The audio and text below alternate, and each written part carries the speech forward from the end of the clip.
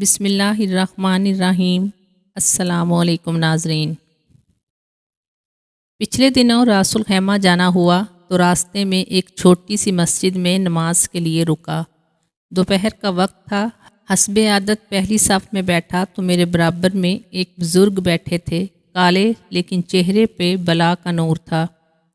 میں نے سوچ لیا کہ نماز کے بعد ان سے ضرور ملوں گا۔ جماعت ختم ہوئی تو وہ مسجد کے ایک کونے میں قرآن لے کر بیٹھ گئے۔ میں ہمت کر کے قریب گیا اور سلام کیا اور پوچھا اردو معلوم ہے؟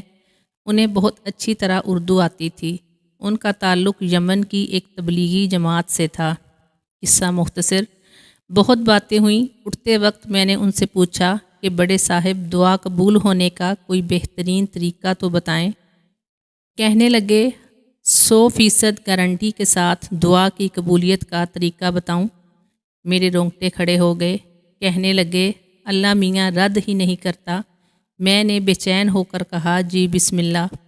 کہنے لگے میاں ہر نماز میں سب سے پہلے اپنے ماں باپ کے لیے دعا مانگو، چاہے وہ زندہ ہوں یا مردہ، کیونکہ اللہ کے پاس تمہارے لیے ان کی دعائیں تب سے جمع ہو رہی ہوتی ہیں جب سے تم پیدا ہوئے ہو۔